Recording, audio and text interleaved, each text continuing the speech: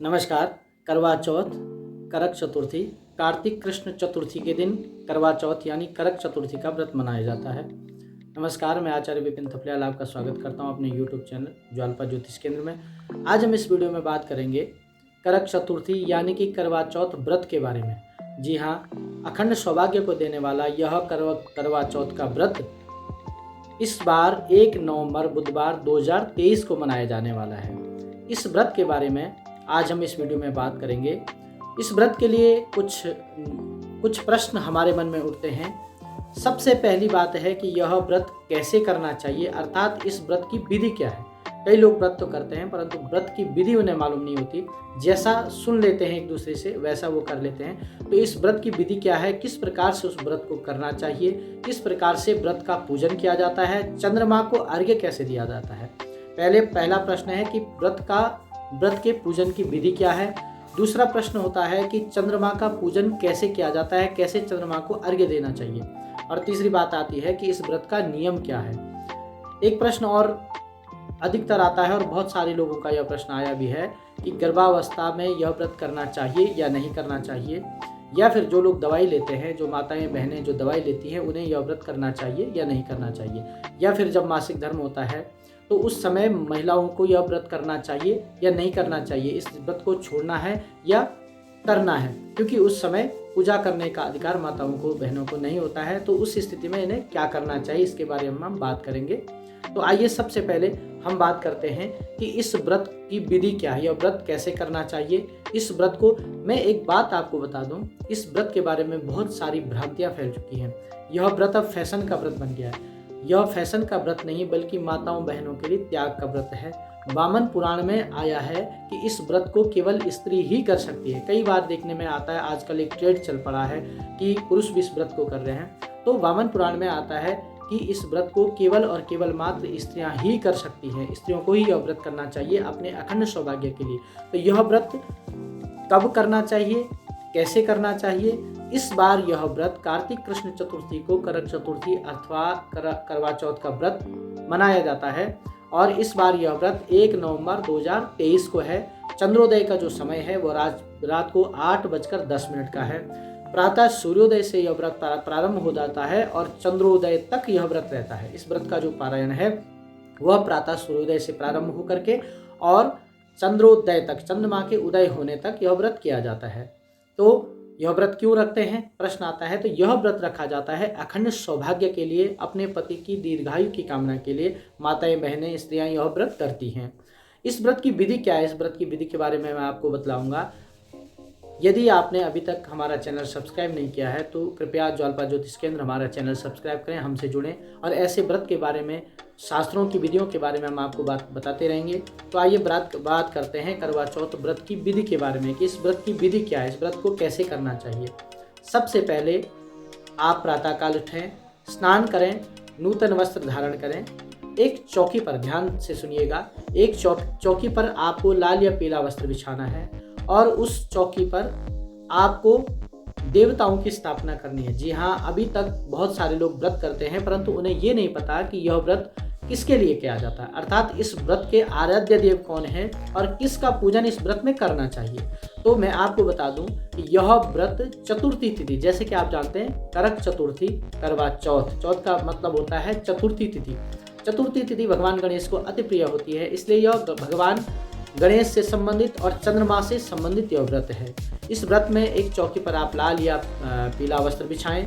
वहाँ पर आपको भगवान शंकर, माता पार्वती, भगवान कार्तिकेय, भगवान गणेश और चंद्रमा की मूर्तियों की स्थापना आपको करनी है।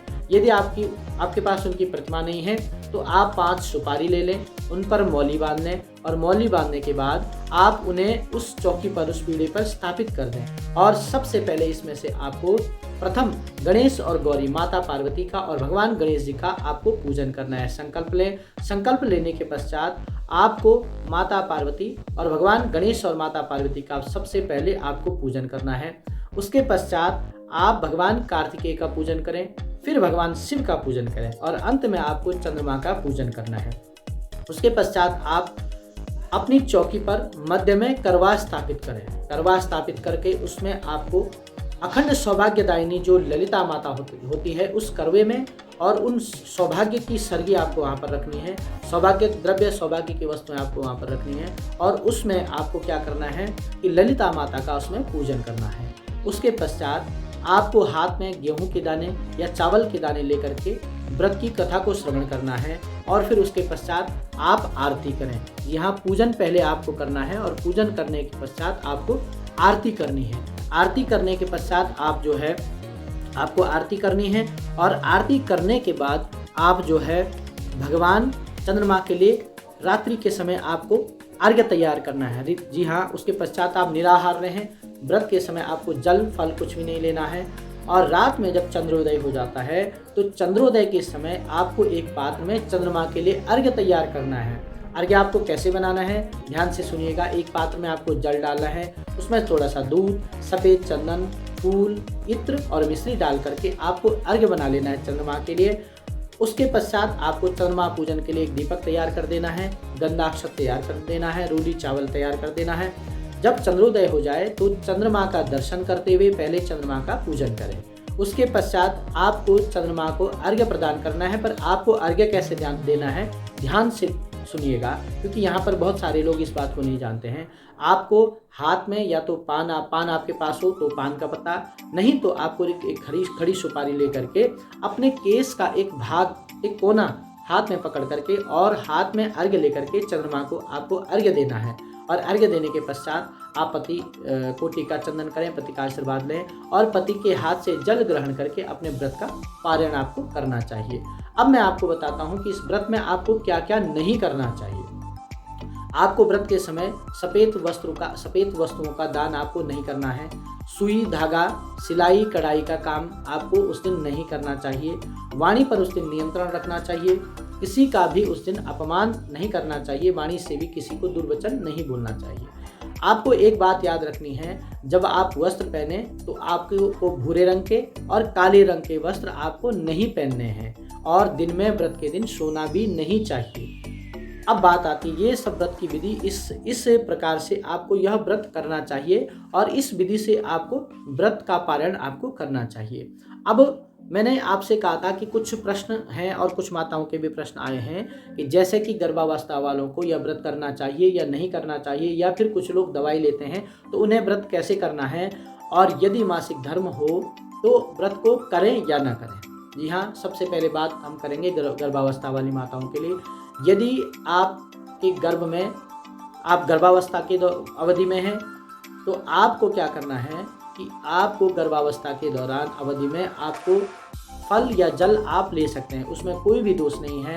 आप थोड़ा सा समय समय पर बीच बीच में जल भी ले सकते हैं, और हल्का फुल्का आप फलाहार भी ले सकते हैं। परंतु इसमें एक बात याद रखनी है, एक बात ध्यान रखना है, यदि 4 महीने से अधिक का यानी कि 6 महीने का यदि गर्भ हो जाए, 6 महीने से अधिक का समय गर्भ का हो, तो आपको पूजन अपने पतिदेव से करवाना है। जी हाँ, आपको स्वयं पूजन नहीं करना है। आपको पतिदेव से पूजन की जो भी विधि है वो आपके पति करें, और अर्घ्य आपको चंद्रमा को रात्रि काल में स्वयं प्रदान करना है।